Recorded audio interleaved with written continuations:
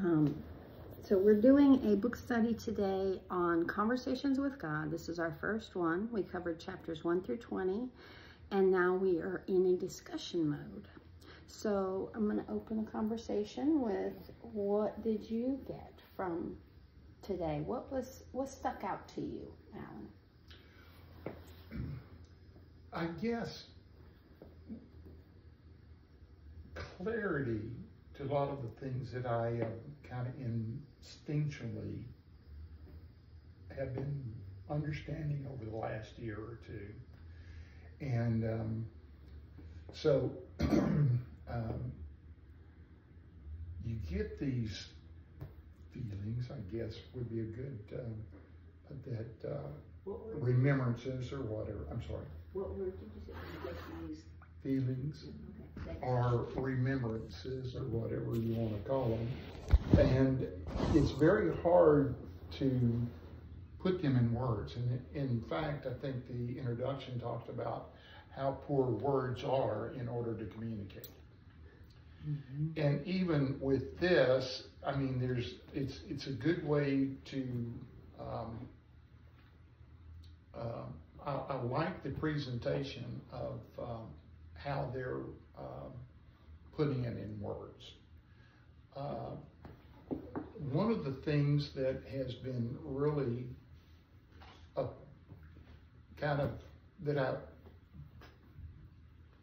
preluded to this is the fact that from the Southern Baptist standpoint, you talk about God, you talk about yourself, and you talk about the separation, okay? And that is one of the things that I have been turning loose of, in the fact that we're one and the same. Amen. And so how do you say that? They're still using the term God, they're still the use of, but then they come back and talk about the unity as well. And I guess one of the real, now that I think about it, one of the real things that stuck out is that you're taught from a Southern Baptist standpoint from a point of supplication. And that's not the way to pray. Nope. And, you know, even as I continue to go to church every week, I attend because the people there have a pure heart. They are actually there based upon where they are spiritually, and they've got good hearts and good, even though a lot of the things that's coming from the pulpit, I don't necessarily agree with, but I agree with the love spirit that's going on with. And the first thing that they start out with is, how many have prayer requests? And every one of them is a prayer of supplication. I don't have this. I don't have that. I need this. I need that. You do not hear a prayer of creation. Now that really stood out to me right there, because again, I've always heard you don't have because you don't ask. Asking you shall receive. Well, asking is a prayer of supplication, and if you rephrase that, because I don't ask for good parking spaces. I know I'm going to get a good parking space. And the prayer as I'm driving, you know, I'm working on green traffic signals, is that I create those and thank you for these green lights. Yes, thank you for these parking spaces. I am very grateful for the green traffic. That's what it's about.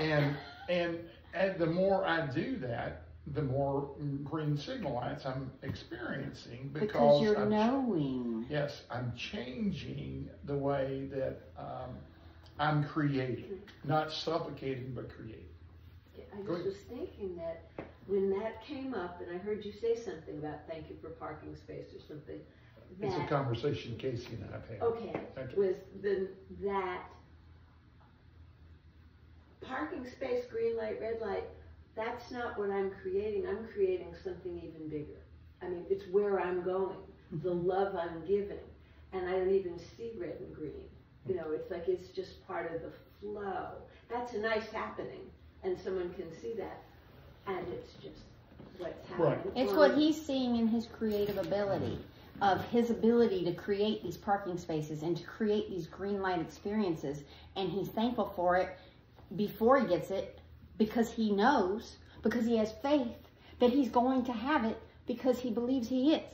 And faith is the belief in the things you cannot yet see. And that's what people don't get. You have to believe it's yours before you get it. You can't live from a place of lack and get abundance, because you are believing that you are in lack and asking for money and asking for these things. That's saying, I don't have.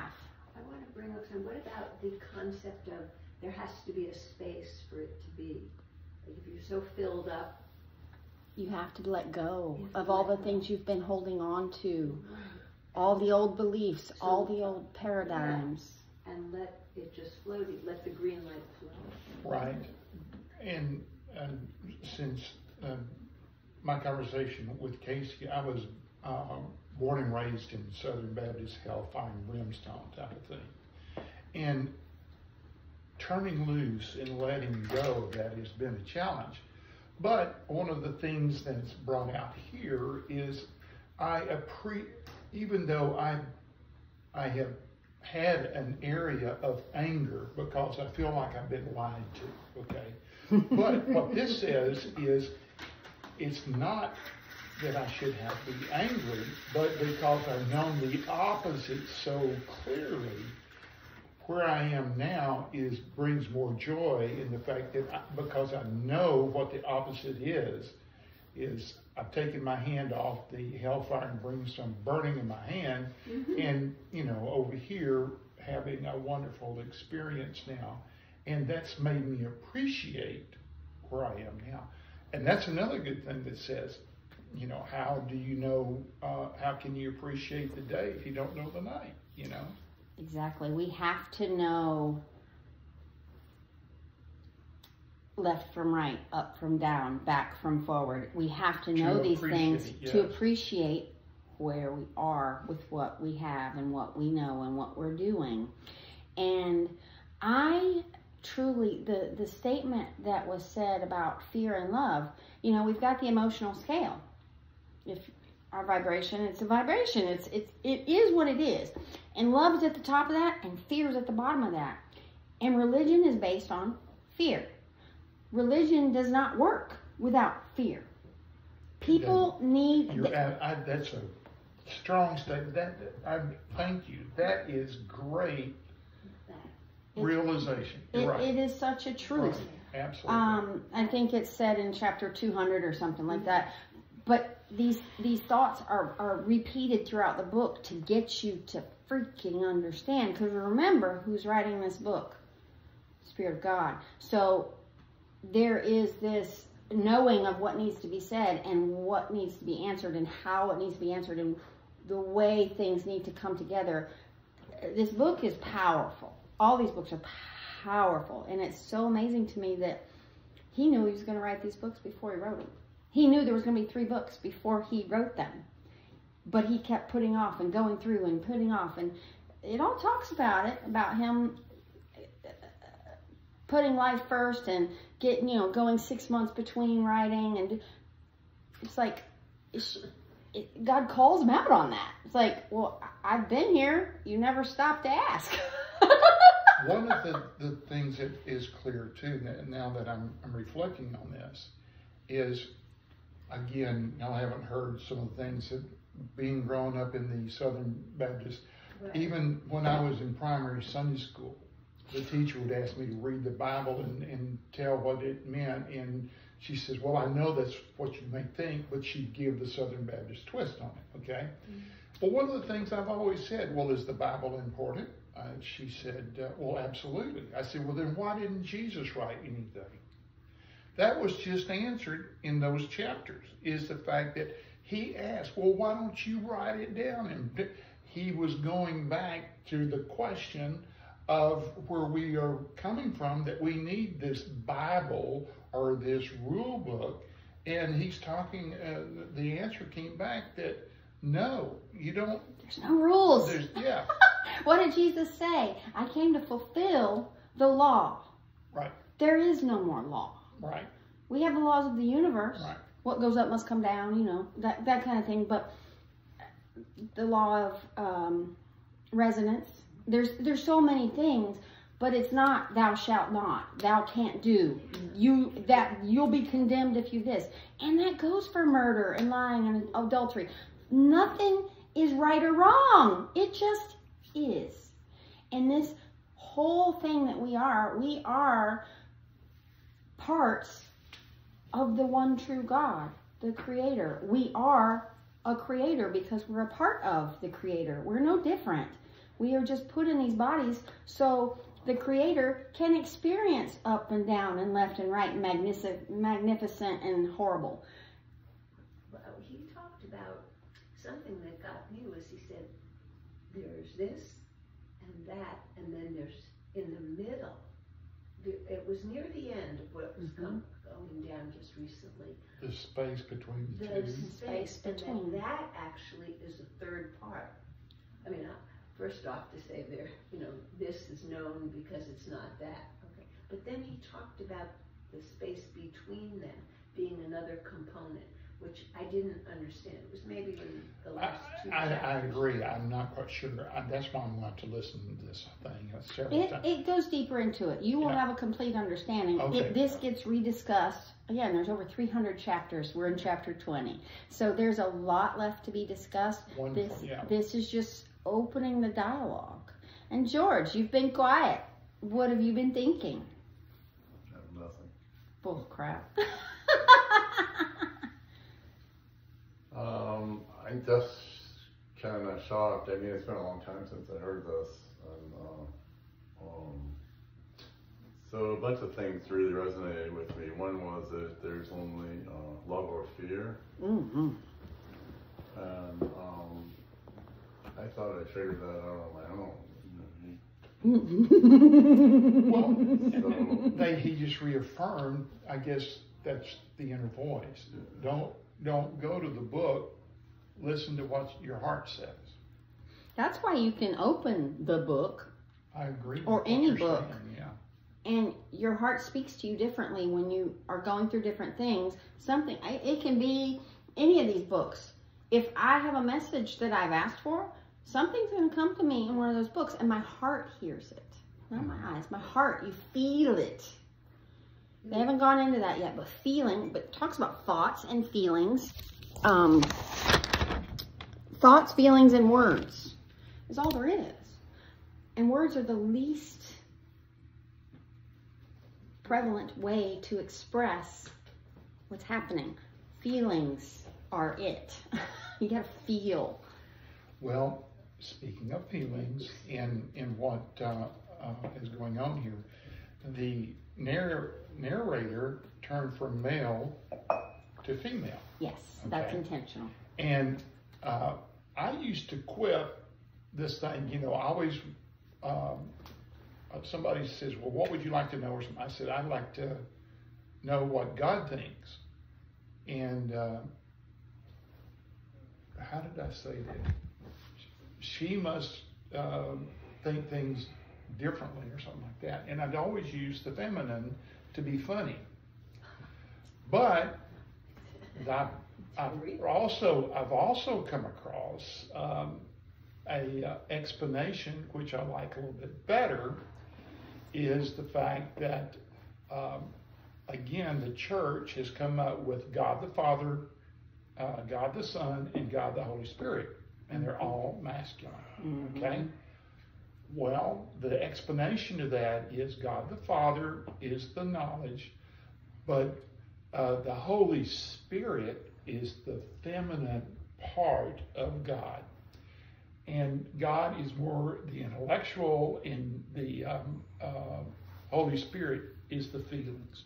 And that's where, when you go with the heart, then that's where the feminine feelings come in. And then God the Son, or Christ, is all of us. We are Christ. That's the Trinity. With the body. So if y'all hear me say Father, Mother, God, which That's I good. almost said it out loud in church the other day, and oh That my would've been gosh, bad in they're the church. going to go, what in the world did you mean? Because saying that the Holy Spirit is feminine would just Blasphemy. Yeah, would just spin some heads big time. But spirits are neither male nor female. That's the whole thing. God is not male or female, and that's why they chose to use male and female, so we don't get that because it's narrated by a male or narrated by a female, we think it's this, and we get that in our head. This book is trying to explain to us that God just is. And all we know in our little minuscule minds is male and female. Well, they've added new things, new wannabes, but there's male and female. In the book, The Shack. Oh, I love that book. Oh my God, that book's powerful. It was a wonderful book.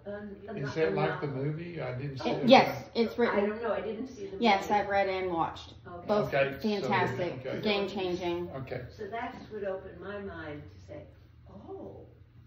She cooking the cornbread.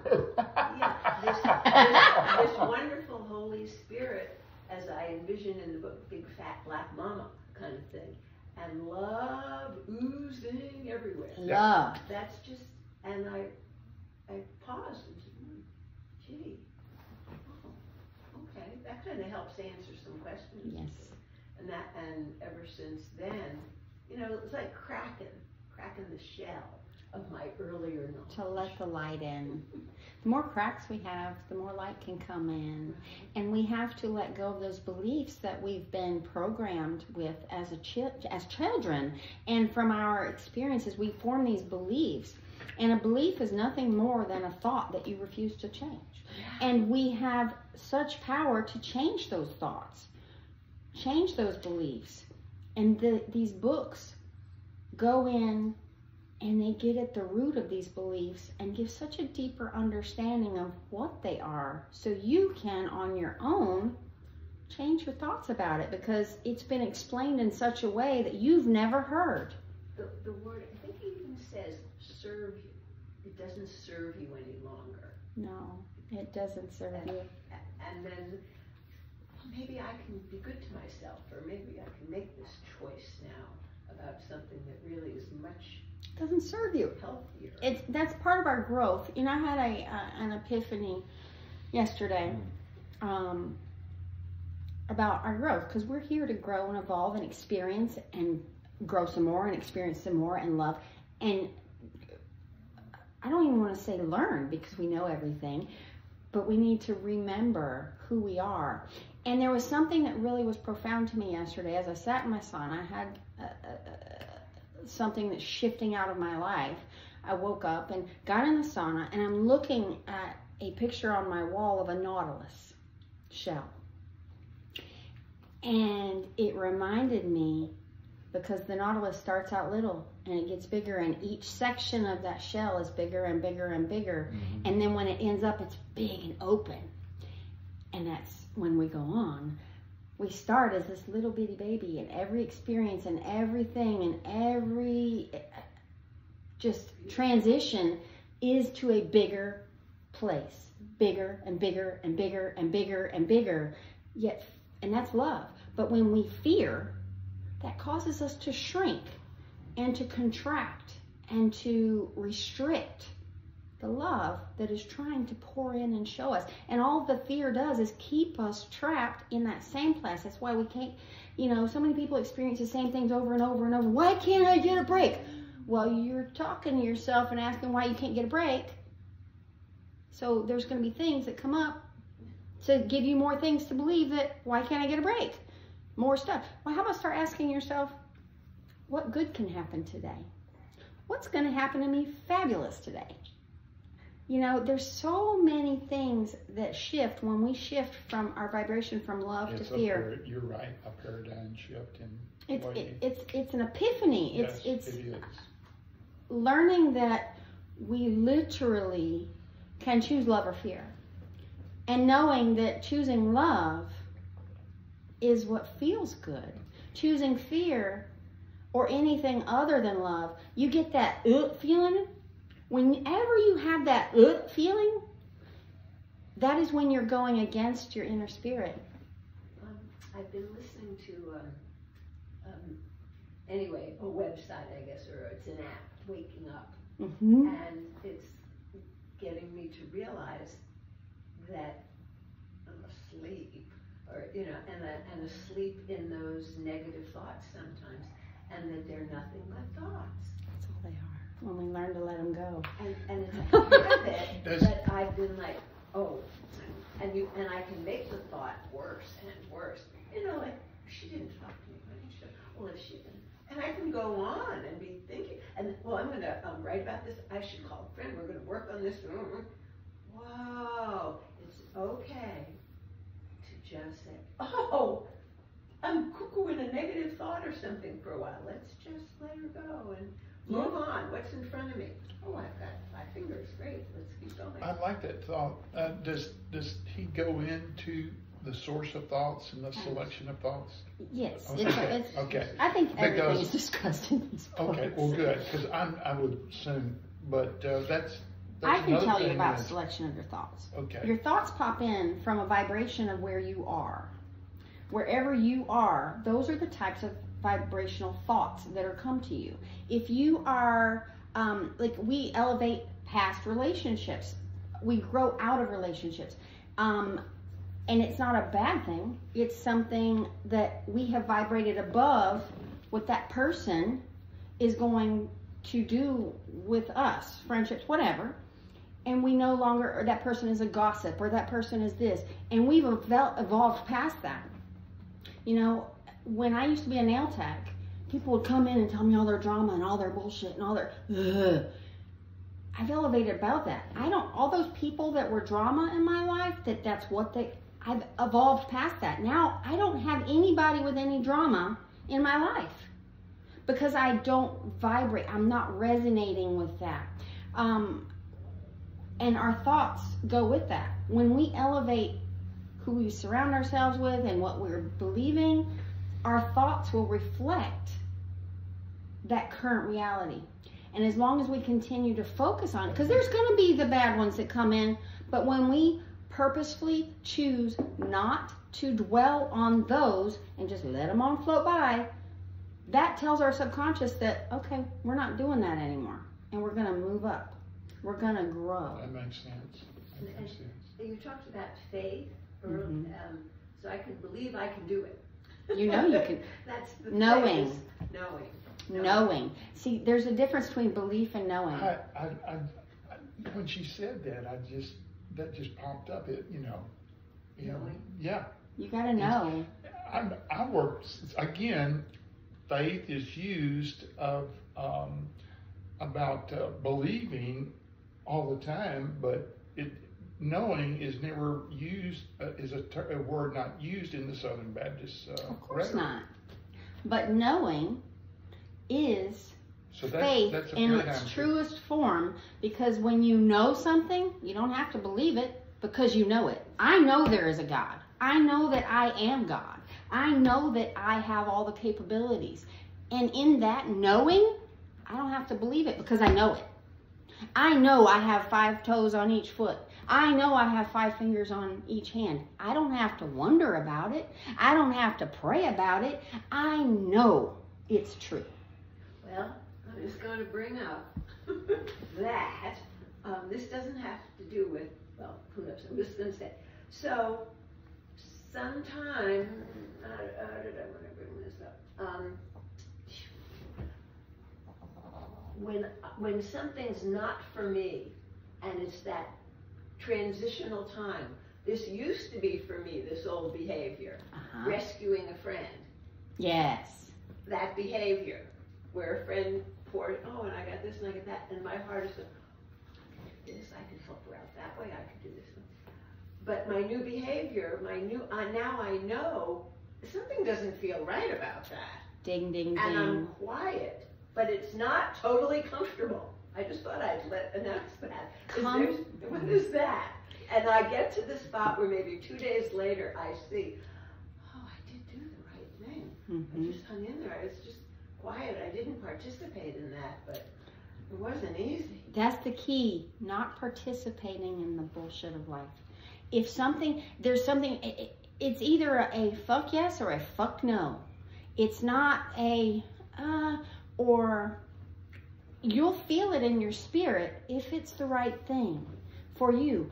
But it's going to be uncomfortable, because when we're shifting our beliefs and shifting our patterns and shifting everything about ourselves and we're growing, we outgrow that shell. We can no longer live there. And it's going to be uncomfortable, because we got to break through to the next one.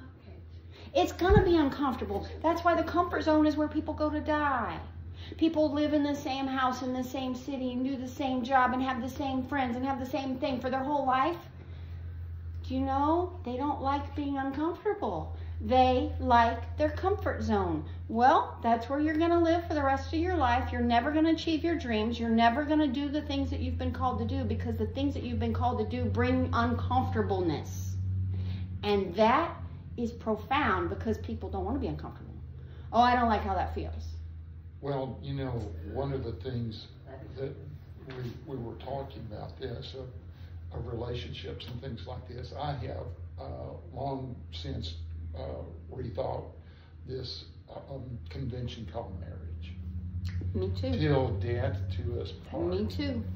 How can two people come together and be dynamic and think that till death do you part, and not actually there are people that believe the fear of not of divorce or whatever, that they till death do us part, that they endure such unhappiness because of it. And you know, I talked to you last time about if you got in a rocket ship and went to the other planet, that as I would see it, there would be no marriage, and people would align themselves when there's likeness, and they're on the same page. But once one goes one way and the other goes the other way, everything is fine. But that is not.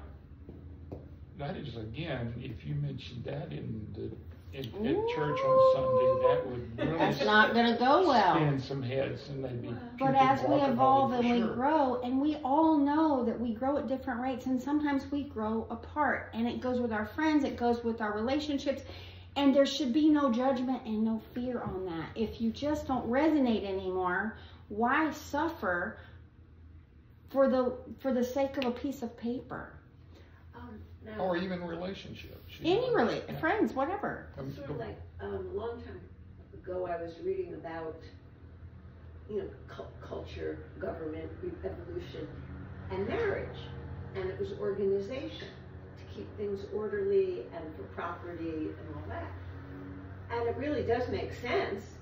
So we're evolving into this quote-unquote Aquarian age or something. So I don't know if we're going to get any rules, but it seems as if maybe we'll find some sort of acceptance of the way things can keep working. I don't know. Maybe that's me wanting to grasp and understand. Everything's in the process of shifting. So, the planet's resonance is rising, and as that happens, people are waking up more. Babies are being born with more gifts these days than any. And I don't know if you've noticed, but more people are waking up. That's because it's time.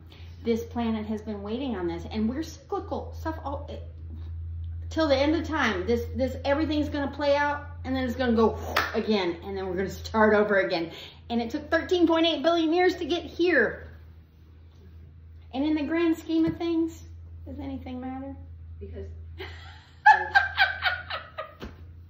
Alan, that's your name? Mm-hmm. Yeah, as Alan mentioned about like marriage. I mean, my head has changed so much, because when I was younger, I was married for 2 months one time. I mean, I knew, but I could have made it work if I had half the maturity that I have now. And then later, it was such a hard experience to accept that when I was unhappily married, I didn't want to get out of it, because I thought, I don't know if I can't fail again. Through that again. And so I hung in there. But in the meantime, I just had a vision. Give me words. When life comes at us, it's like a storm. And and I just experienced this. We were in a car, there was this huge storm coming, this big storm cloud that was covering all of Tennessee, and we're gonna go to Gatlinburg. And the storm was coming. And we stopped, and then the storm caught up with us again. And then we drove some more, and then the storm, it kept going with us because we were going away from the storm. What happens in life when you go away from the storm? Being unhappy in relationships.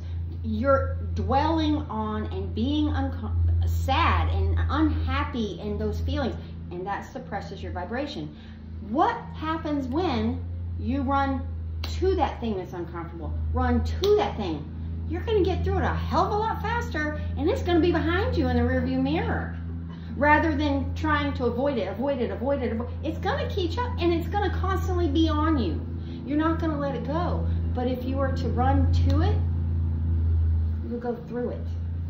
And that is such a powerful visual. And I think animals do that too. There's something about bison or something. They go in a herd. If they see a storm, they'll go to it to go through it, rather than let it just sit on them. They'll go towards it. That's the vision that came in my head. George, you're being too quiet. Is that like systemic? Huh? There's so much like it. It's hard not to draw parallels. Please do. So I'll just reflect on the last thing you said. So what I found is I can heal pain by going to it. And what I find is pain persists and gets worse when I run away from it. And so if I feel something that's painful, I actually sort of love it and appreciate the pain. And embrace it. And embrace the whole thing and feed it, nurture it, and the pain goes away. It's a form of self-healing. The thing I was saying before about fear and love. So, I went into this training and they kept saying, we need to work on our fear. But I just couldn't understand. I could understand that the fear was a detriment to all our movements, all our behavior, all our capabilities. So the fear limited our freedom of everything. And so I struggled for a long time to figure out what to do about it. And I thought I figured it out on my own. Just displaced it with love. So when I'm fighting, even if it's real, I'm fighting for my life. I'm fighting in a state of love. Because in that state of love, I have no fear. And so to me, it's like a practice is a microcosm of life. And so and I just keep hearing this message over and over and over and over and over. And I got that book, The Course on... The Course in Miracles? No, The Course, the one I sent you? Yeah. Whatever arises, love Whatever that. arises, yeah. That and a couple other things that I came across. Yeah. This book. Profound. If anybody wants to borrow it, you're welcome to. Yeah, so I had that on Audible, just listening to it, but everything, including this, is just saying the same thing to me over and over and over again. Because we're dumb and we need to get this shit in our head, and it needs to be pounded in there because all those other beliefs were pounded in us. I actually think that there are no other problems. There is no other issue. There's nothing There's wrong. no concern about marriage. There's no concern about life. There's no concern about money. Just displace fear with love, and all that will take care of itself. Yes, there are no problems. It'll all take care of itself. So we just need to. It already has. Just need to practice. So I think you can get away from that. You can get away from the practice, and so I think it's just important to just practice love, or practice displacing like unwanted thoughts, negative thoughts, thoughts of concern, thoughts that person's fucking me over, or that person cut me off, or this happened, or they screwed me, or this or that, or this or that, and just displace that with an internal love for myself and what I'm going through, and out of that everything sort of falls out. So it's kind of where I am now. Then there was another thing that he said, and that there's a phrase we use again in my practice, intention without commitment. Now, he said essentially that, he didn't use those exact words, but that's what he was saying. It's like you intend something, but you have this freedom to let it flow the way it's going to flow. As long as you're in a position of love and acceptance, it really isn't so important how it unfolds. The how's not your business. Yeah. So there's more than one way to go from here to Jacksonville. There's lots of roads to get there. So who cares which route you take? Yeah. So we use that and I call it the practice or the work. We call it the work. Actually, we don't call it fighting. I don't know how to translate it for other people, but my masters just call it the work. Just do the work. Mm-hmm. And so when I'm doing the work, I try to be in a state of love, and I try to have intention without commitment. So intention without commitments gets really interesting when someone's fighting you. So I might think, well, I intend for this punch to not knock me silly or something.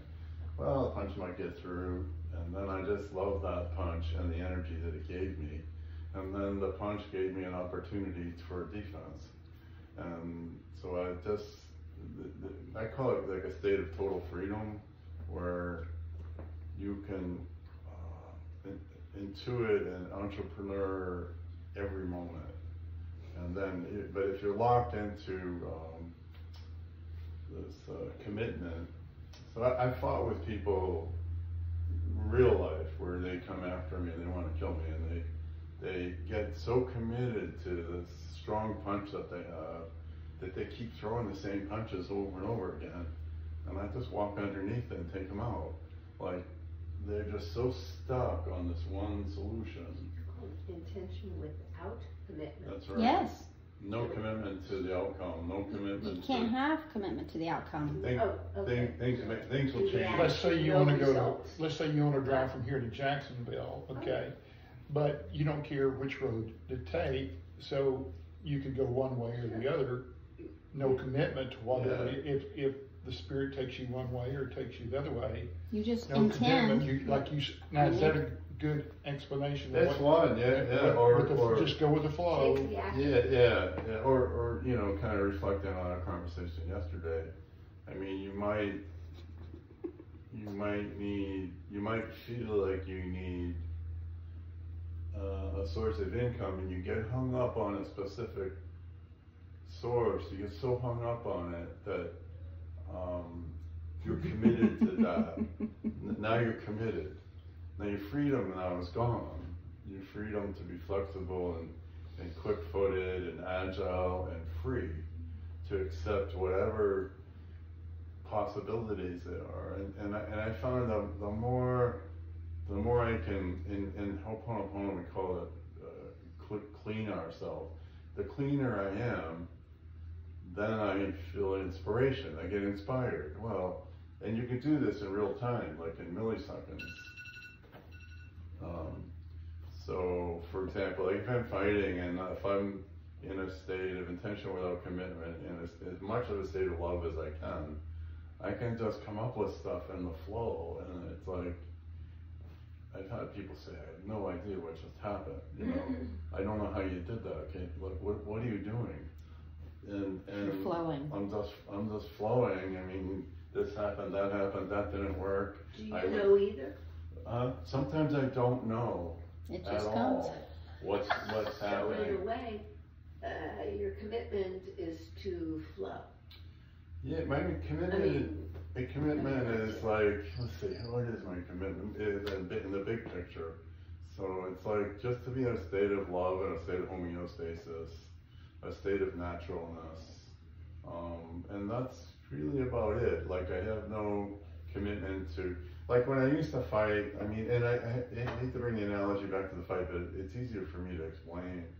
When I used to fight younger, only in reflecting, I fought out of fear. I think almost everybody does.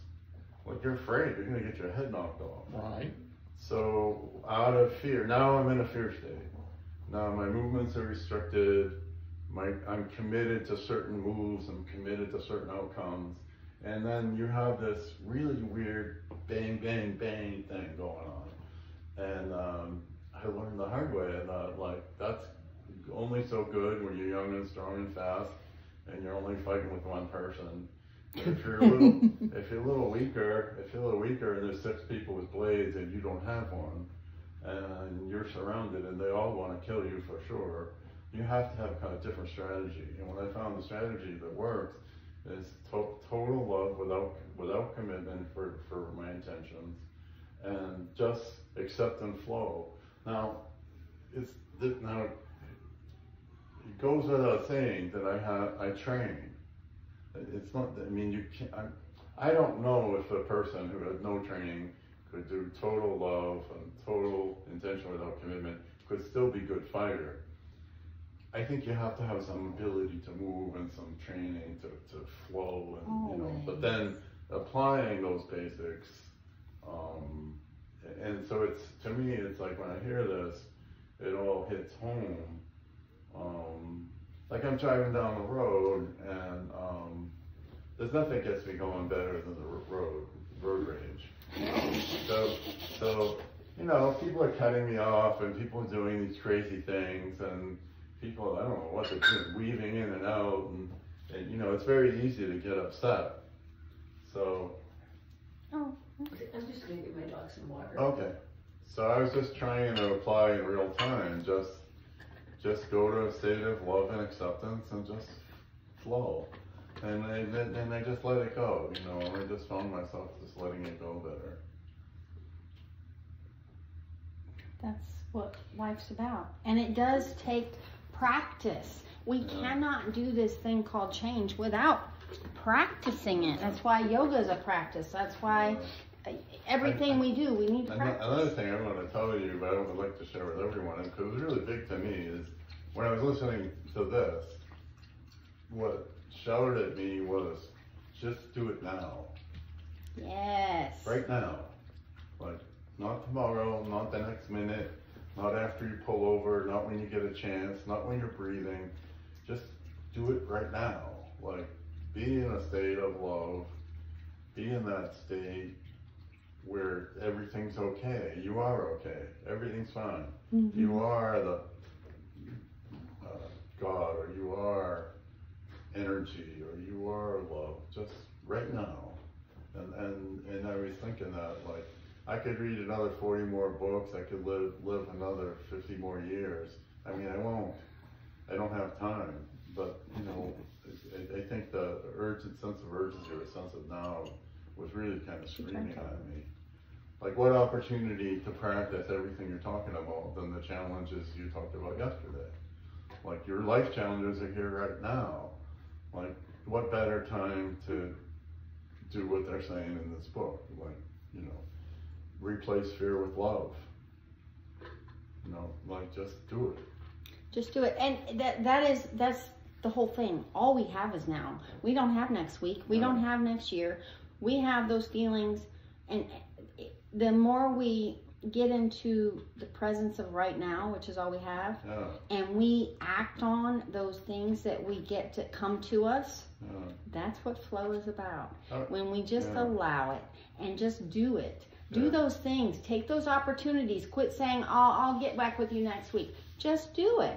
I had that impression this morning. So every morning we go, I was doing just one other person, walk about 1.5 miles, walk the dogs. And so every morning I try to make sure I go, at least I get 1.5 miles in, no matter what happens. Well, I hear him talking, and all it was screaming at me is, now, like right now, like, well, not my now, not like in another 10 years, half of us won't be here. Mm-hmm. In 20 years, most of us won't be here. You know, I'll still be here. You might be here. I'm gonna be 120. Chances are, you know, the odds aren't good. The odds aren't good for me to live past 95. Let's put it that way. I hear you. So like we need to have this sense of doing things in the moment. Like right now, let's do the thing. Right now, forgive that guy for cutting me off, or forgive myself for getting upset.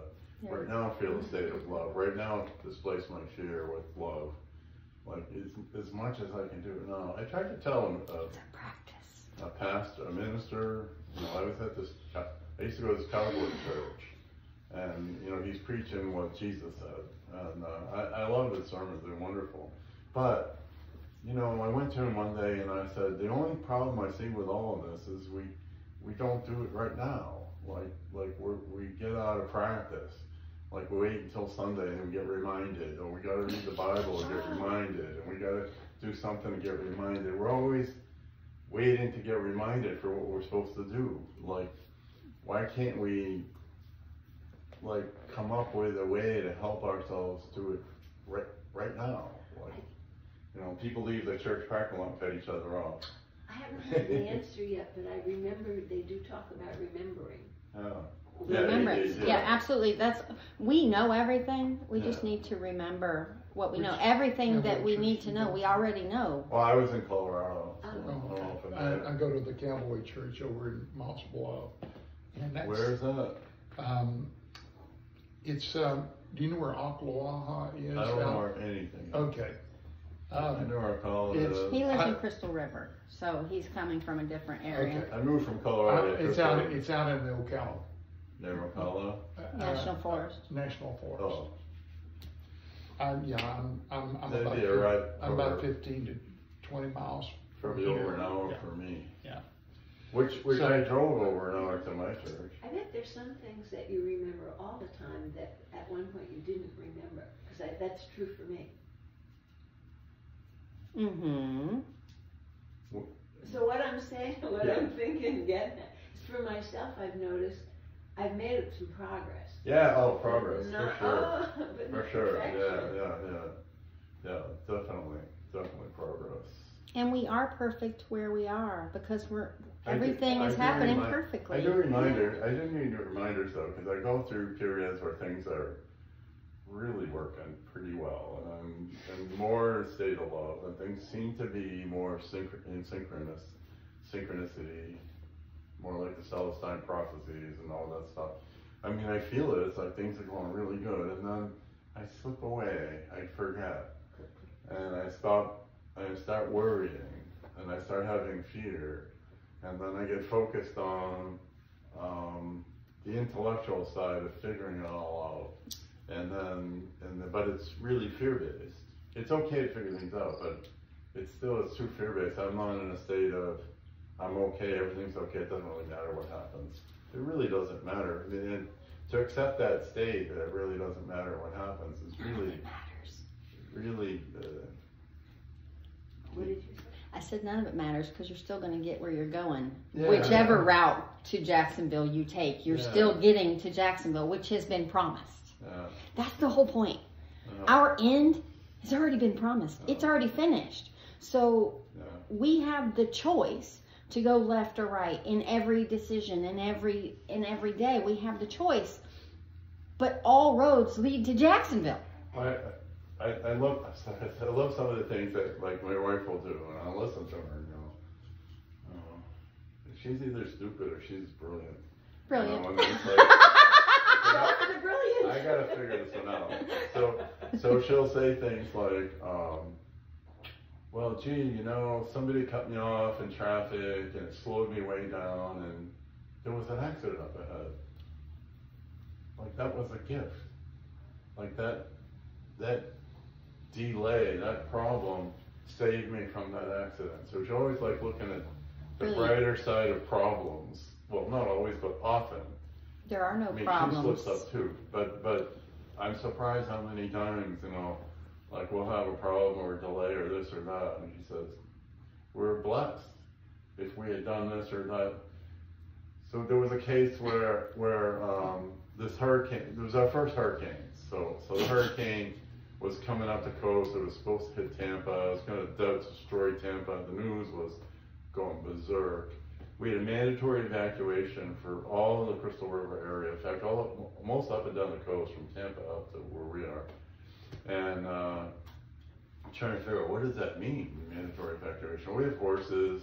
They're saying we're going to have 60-mile-an-hour winds and tidal problems and flooding. And it's like, God, the horses are going to be running loose and we're going to lose them all and they're going to get hurt and all this stuff. So maybe we should pack, you know, the hurricane's coming. So we packed everything, we're ready to go, got the trailer hooked up, got the truck ready to go. And I said, I had this weird feeling, I'm just gonna check. And I said, holy shit, the storm turned. But no one on the news was saying it. They're still saying mandatory evacuation. They're still saying we're gonna get it. And I looked and said, but the radar says something else. And I said, let's stop right here, go in the house and cool our jets. Let's not go. Like we were going into the truck with the key in hand. And I said, I want to check. And then we ended up not going. The storm turned a hard right, went right through where we were going to drive. I love it. And worse than that, the next time she took the truck out, it broke down. So we would have been in the hurricane's path with a broke down truck full of animals. If you were going out of fear. But instead you chose to go with your heart, which is love. Your internal guidance is never wrong. I had another storm experience. I was in South Florida. I lived a block from the ocean, and they said this storm was coming and it was going to hit Boynton Beach, which is where I lived, a block from the ocean. And everybody was like, you got to go. People in Ocala were like, you need to come here. It's safer here. And I'm like, no, I'm going to sit here. I'm fine. I'm in this huge apartment building. I'm 5 floors up. I'm fine. And the way the storm was coming, I was looking at the radar and it would be hitting over my balcony going this way. So I'm in the corner of this beautiful building and my apartment's in the corner and the wind would be coming over my head. So I had no fear of anything happening to my apartment. And I had no fear to the point of they issued that we remove all the patio plants from everything. And I told the maintenance guy, I said, I ain't moving crap. If I lose it, I lose it, but I'm not moving anything. Do you know, not only did I sit on my patio during that storm, I got to watch everything amazing in the courtyard, because seeing a storm physically, because it came, but I sat on my patio drinking a bottle of wine for the whole day, and not one leaf on my patio moved. I had such peace and stillness on my patio. And do you know where that storm ended up hitting? Ocala. Where everybody said I needed to go to be safe. It destroyed Ocala. But I went out afterwards because my friends that stayed, we stayed in the building, we were hanging out, whatever. After the storm passed, we went and walked and surveyed the property and went to the beach and whatnot. Just a few palm fronds down. You know what else is the storm? Go with your gut. It's not relevant to the book exactly, but so they had a mandatory evacuation. The scare factor was really intense. They kept it for another 48 hours. Oh. Like the storm already turned. We weren't going to get it at all. We still were under mandatory evacuation for 2 more days. Like they didn't lift it. And that's the way the world works. They didn't change their mind. It works with fear. They didn't change their mind. They had to maintain Kinda weird. power. Yeah. Well, maybe, but I. So you can buy more crap, buy more toilet paper. Not the people per se, but the organization. My guess was the organization was under fear of embarrassment, and so they had to like let the thing play out. If they issued a mandatory evacuation, then removed it right away, they think, well, then we look like idiots, you know. But they looked worse like idiots, and we suffered more because if they gave an accurate story, we would know exactly what we should do for our safety. The safety was paramount, not whether they look good or bad or embarrassed or not embarrassed. And they kind of want to sell it as well, you know. They should have just for safety's sake. Yeah. An abundance of caution. I hate that term though. Yeah, I'm not cautious. An abundance of Just caution. not. They use that during COVID all the time. So for an abundance of caution, we're going to dig a 6-foot grave and put you in it, just for an abundance of caution. That way, you might be dying. That way you won't catch COVID. That way you won't get harmed. Let's just do that. Yeah. So this is really, it's all really good stuff. I mean, that book's amazing. That book's amazing. You know, you talk about intention without commitment. I suffered and didn't really realize it years ago. I had an anger issue, and as I got older and started my spiritual journey, I realized I had to turn loose and let go. And one of the things that kind of revealed itself to me is, how do you get rid of anger? Well, the thing that came back is when we make judgments of anything. And that's one of the things that I question, is there really a right or wrong? Because when we make a judgment, then that's when we set our own prison. So how can you be angry if you don't judge anything? Bingo. So if there is, if any time they say right or wrong, it could be a preference, but is there really any right or wrong? Right or wrong is based on our belief about something and nothing else. Oh, there is no right or wrong. Okay, And you so make that belief yourself. Okay, so the other thing is, take it from anger. Can there be fear without judgment? You have to have judgment in order for fear to exist. If you do not judge anything, there is no grounds for fear to exist. Well, I like the fear and love, but when I teach it, I add ego, just because ego isn't as clear to most of us, that it's just this aspect of fear. But I like to separate ego. So if I have fear and or ego in any form at all, it can turn to anger. Yeah. Incredible levels of anger. And anger just... And I still have these thoughts that come. That's one of the reasons why when these thoughts that pop in, when I get cut off, I have to grab a hold of that thought and say, look, everything's okay. And there are times whenever you can tell that people are riding on your bumper, I just pull over to the side and just let them go by and get back on the road. And no judgment. And I have just no say, judgment. God bless you. And I basically say that, God bless you, have a great day, and in my heart. A pastor taught me that years ago. She said, she says, I don't get mad in traffic, and there's some idiots out there. And I just say, God bless you and teach you how to drive. And and let them go by. No judgment. I used to be one of those idiots. So it's interesting, Ho'oponopono, which I really love.